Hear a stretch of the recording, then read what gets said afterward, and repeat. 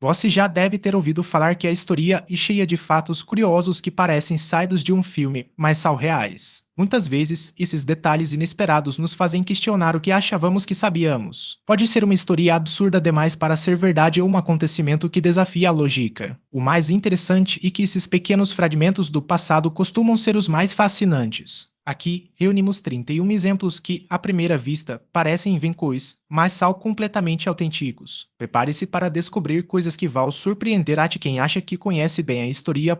Antes de começarmos, não deixe de acompanhar nosso conteúdo para ficar por dentro de todas as novidades. 1. As múmias do Egito Antigo exalavam um aroma agradável. Quando pensamos em mumificação, logo imaginamos um cheiro forte e desagradável. No entanto, um estudo publicado em 2023 revelou que, pelo menos no início do processo, as múmias tinham um perfume surpreendentemente agradável. Pesquisadores recriaram os líquidos usados pelos embalsamadores egípcios e descobriram que a fragrância dominante lembrava madeira, semelhante ao pinho, com toques de betume, cera de abelha e um leve aroma doce e cítrico, como o de pistache. Quem diria que uma múmia poderia ter um cheiro tal sofisticado, quase como um bom vinho. 2. Um jockey venceu uma corrida mesmo depois de morrer. Frank Hayes era um treinador de cavalos irlandês que se mudou para os Estados Unidos. Em 4 de junho de 1923, ele participou de uma corrida de obstáculos no hipódromo Belmont Park, em Nova York, montando um cavalo chamado Sweet Kiss, que pagava 20 para 1. Durante a reta final, Hayes sofreu um infarto fulminante, mas permaneceu na cela até cruzar a linha de chegada, morto, mas vitorioso.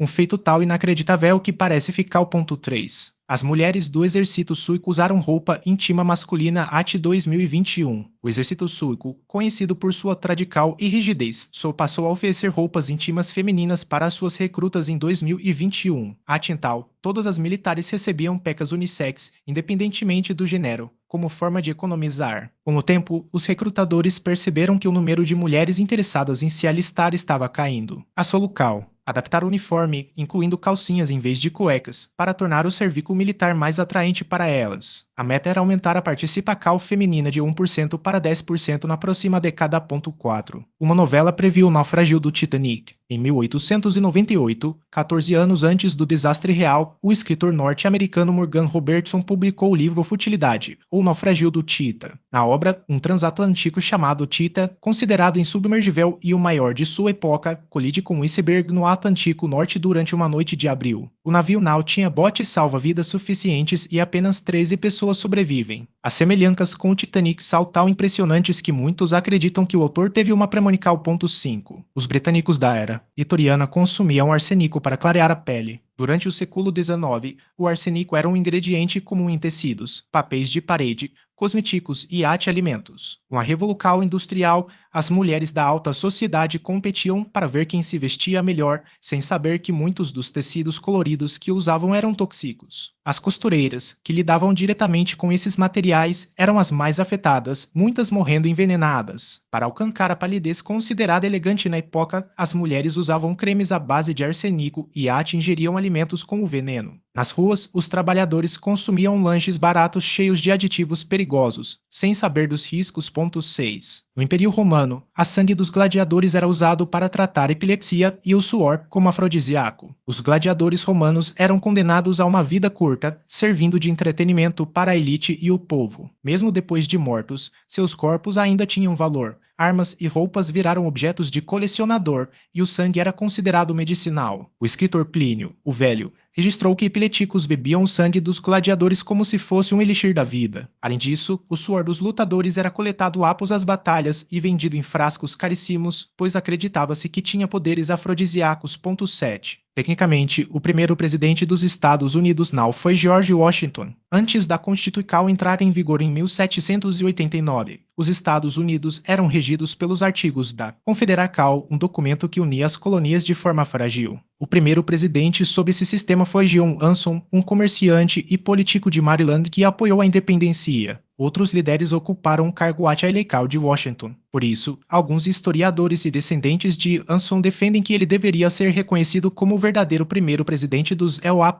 8. Nenhuma mulher competiu nos primeiros primeiros Jogos Olímpicos modernos, e apenas 22 participaram na segunda edição. Pode parecer inacreditável, mas os primeiros Jogos Olímpicos da Era Moderna, realizados em 1896, foram exclusivamente masculinos. Na edição seguinte, em 1900, apenas 22 mulheres tiveram permissão para competir em esportes considerados adequados para elas, como tênis e golfe. A inclusão feminina foi um processo lento e cheio de resistências grego antigos, como os retratados em vasos cerâmicos da época. A ausência de oxigênio nas profundezas do Mar Negro preservou a madeira e outros materiais orgânicos, permitindo que o navio chegasse praticamente intacto aos dias de hoje. Entre os detalhes que chamaram a atenção dos arqueólogos estava o mastro, ainda erguido, e o leme, posicionado como se estivesse pronto para navegar. A descoberta não só ofereceu uma visão rara da construção naval grega, mas também reforçou a teoria de que os gregos já dominavam rotas comerciais avançadas pelo Mar Negro séculos antes do que se imaginava. 16. O primeiro filme de terror da história foi feito para assustar o público e funcionou. Em 1896, o cineasta Francis Georges Méliès lançou Lima no do Diabo e a Mansão do Diabo, um curta-metragem de apenas 3 minutos que é considerado o precursor do gênero de terror no cinema. A trama, simples mas eficaz, mostrava um demônio surgindo de um caldeirão e transformando-se em morcegos, esqueletos e outras criaturas sobrenaturais. O público da época, desacostumado com efeitos visuais, reagiu com gritos e pânico, acreditando que as imagens eram reais. Méliès, um ilusionista de formacal, usou truques de edical e sobreposical de cenas para criar as aparições fantasmagóricas, técnicas que se tornariam marcas registradas do cinema primitivo. 17. A Torre Eiffel já foi vendida como sucata 2 vezes. Projetada como uma estrutura temporária para a Exposição Universal de 1889, a Torre de Ferro foi alvo de polêmicas desde sua construção. Muitos parisienses a consideravam um monstro de metal que desfigurava a paisagem da cidade, e seu criador, Gustave Eiffel, chegou a receber cartas pedindo sua demolição. Em 1909, quando o contrato de 20 anos que permitia sua permanência expirou, a torre quase foi desmontada e vendida como ferro velho. Sua salvação veio graças à instalação de antenas de rádio, que a transformaram em um ponto estratégico para comunicações militares. Décadas depois, em 1925, um golpista chamado Victor Lustig conseguiu enganar um grupo de comerciantes de sucata ao vender a torre como material reciclável. Ele forjou documentos oficiais e convenceu os compradores de que o governo francês havia decidido desmontá-la. Quando os comerciantes perceberam o golpe, Lustig já havia fugido com o dinheiro. 18. O homem que inventou o sutiã foi uma mulher. Em 1914, a socialite nova-iorquina Mary Feld Jacob patenteou o primeiro sutiã moderno, uma invenção que revolucionaria a moda feminina. Na época, as mulheres usavam espartilhos rígidos, feitos de ossos de baleia e tecidos pesados, que limitavam seus movimentos e causavam desconforto. Inspirada por um vestido de noite que não combinava com o espartilho tradicional, Mary costurou 2 lencos de seda com fitas para criar uma peça mais leve e flexível. O design, chamado de Backless Brassiere Sutiã sem costas, foi um sucesso imediato entre suas amigas e ela logo começou a produzi-lo em pequena escala. Embora não tenha lucrado muito com a invenção, vendeu a patente por apenas $1.500. Seu legado perdura até hoje como um símbolo de liberdade e praticidade para as mulheres. 19. O primeiro e-mail da história foi enviado em 1971 e era apenas um teste. O programador Ray Thompson, que trabalhava no desenvolvimento da ARPANET precursora da internet, decidiu enviar uma mensagem entre 2 computadores localizados lado a lado no laboratório. Para separar o nome do usuário do nome do computador, ele escolheu o símbolo @, que até então era pouco usado. A mensagem em si não tinha nenhum conteúdo relevante, provavelmente algo como QWERTY, a sequência das letras da primeira linha do teclado, mas marcou o início de uma revolução na comunicação. Tomlinson não guardou cópias do e-mail original e o conteúdo exato se perdeu no tempo, mas seu gesto simples deu origem a uma das ferramentas mais transformadoras do século XX. 20. A Mona Lisa já foi roubada e o ladrão era um patriota italiano. Em 1911, o quadro mais famoso do mundo desapareceu do Museu do Louvre, em Paris, causando comoção internacional. A polícia interrogou artistas como Pablo Picasso e Guillaume Apollinaire, suspeitos de envolvimento no crime, mas o verdadeiro culpado só foi descoberto 2 anos depois. Vincenzo Pergia, um trabalhador italiano que havia sido contratado para instalar uma protecal de vidro na pintura, escondeu o quadro debaixo do casaco e saiu tranquilamente do museu. Seu motivo? Ele acreditava que a Mona Lisa pertencia à Itália, onde Leonardo da Vinci a havia pintado, e queria devolvê-la à sua pátria. Pergia manteve o quadro escondido em seu apartamento em Florença até ser preso em 1913, quando tentou vendê-lo a um marchand. A pintura foi devolvida ao Louvre e o episódio só aumentou sua fama, transformando-a em um ícone global mercado de animais exóticos e comprou um urso pardo. O poeta não apenas o manteve como animal de estimacal, mas também o levou para passear pela universidade amarrado a uma corrente, como se fosse um cal comum. Dizem que, quando questionado pelas autoridades acadêmicas sobre a presença do animal, Byron teria respondido com seu característico sarcasmo: se não posso ter um cal, por que não um urso? Afinal, ele é tão dócil quanto um cachorro e muito mais interessante. A excentricidade não parou por aí. O escritor chegou a propor que o urso fosse aceito como membro oficial do Trinity College,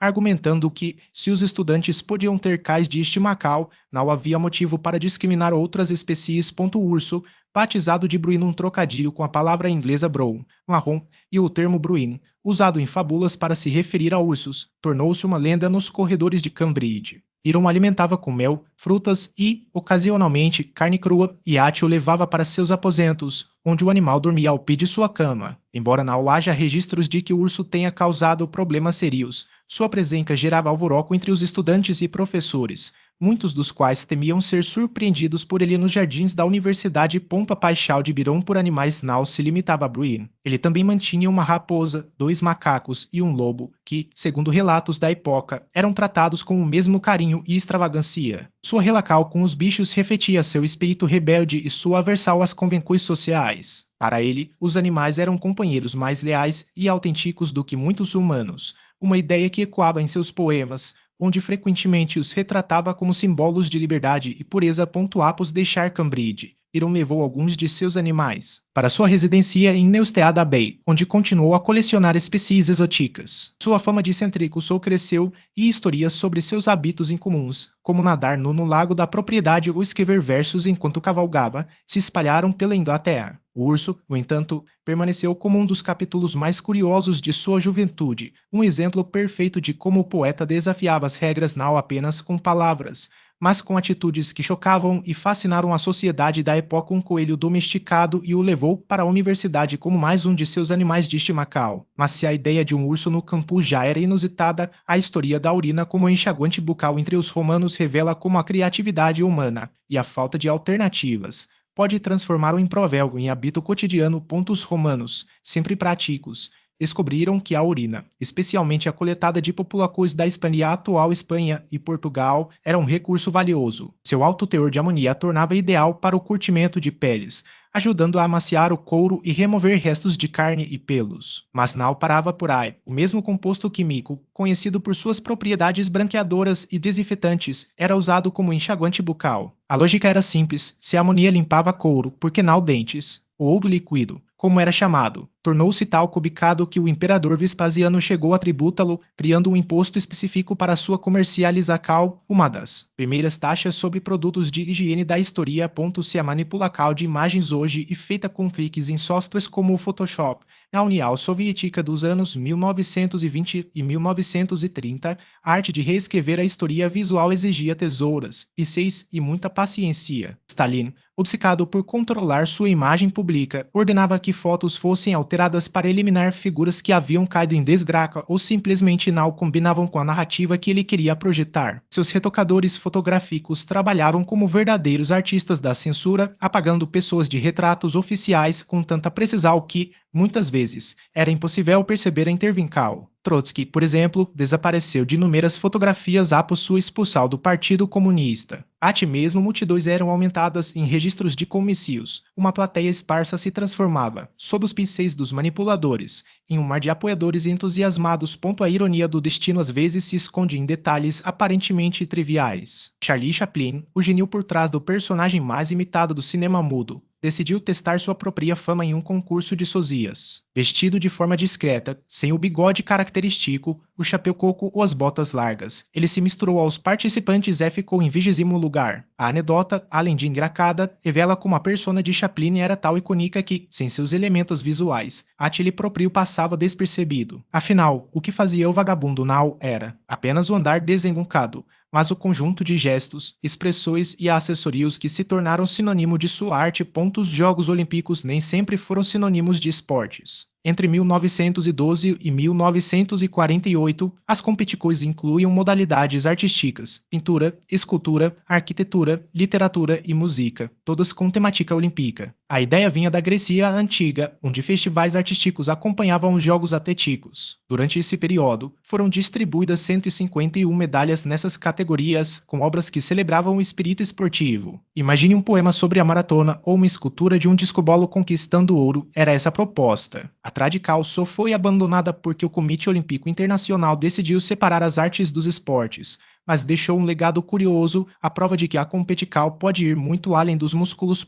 Até mesmo Napoleão Bonaparte, conhecido por sua estratégia militar implacável, teve um encontro inesperado com a natureza e perdeu. Em uma cacada organizada para ele e seus generais, o imperador Francis esperava uma tarde de tiro ao alvo contra fazões ou servos. No entanto, seu chefe de pessoal, encarregado de providenciar os animais, decidiu que coelhos seria uma opção mais prática. O problema: os 3.000 coelhos soltos das gaiolas não entenderam as regras do jogo. Em vez de fugir, como faria uma presa comum, eles se lançaram em massa contra Napoleão e seus convidados, confundindo-os com possíveis provedores de comida. O resultado foi um caos. Hilário, o pequeno corso teve que recuar às pressas, enquanto os coelhos, domesticados demais para a vida selvagem, perseguiam os cacadores em vez de serem cacados. No início do século XX, fumar em público era um ato carregado de significados e de proibições, especialmente para as mulheres. Em 1908, a nova-iorquina Katy Mulcahy acendeu um cigarro na rua e foi presa por violar uma lei que vetava o hábito às mulheres, mas não aos homens. Durante seu julgamento, ela argumentou que fumar era uma questão de liberdade pessoal e quando os primeiros movimentos feministas que começavam a questionar as normas sociais. Embora tenha sido multada em $5, seu caso chamou atenção para a arbitrariedade da lei. 2 semanas depois, o prefeito de Nova York revogou a ordenança, marcando uma pequena, mas simbólica, vitória na luta pela igualdade de direitos. Abraham Lincoln, antes de se tornar o 16º presidente dos Estados Unidos, teve uma carreira menos gloriosa. Foi dono de um bar. Em 1833, ele e seu sócio, William Berry, abriram uma taberna em New Salem, Illinois. O negócio, porém, não durou muito. Berry, alcoólatra, consumia boa parte do estoque, deixando o estabelecimento sem mercadoria para vender. A falência foi inevitável, mas a experiência não foi de todo inútil para Lincoln. Anos depois, ele usaria suas habilidades de persuasão, desenvolvidas atrás do balcão, para convencer eleitores e adversários políticos. George Washington, o primeiro presidente americano, também teve uma relação curiosa com o álcool. Após deixar a Casa Branca, ele montou uma destilaria de uísque em sua propriedade em Mount Vernon. Em 1799, ano de sua morte, a produção já era maior do país, com 11.000 galões anuais. Se Lincoln tivesse nascido algumas décadas antes, talvez pudesse ter servido em seu bar o mesmo uísque fabricado pelo pai da pátria. Mas a história, como sabemos, não costuma ser tão generosa com as coincidências.